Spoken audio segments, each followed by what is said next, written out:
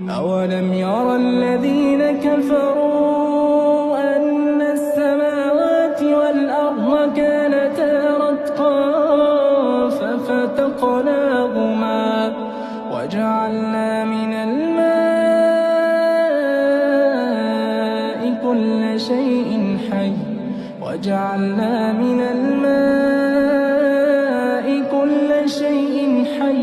أفلا يؤمنون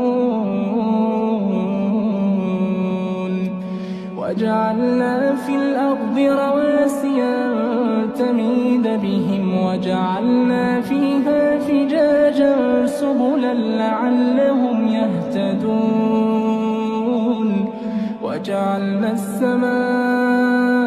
سقفا محفوظا وهم عن آياتها معرضون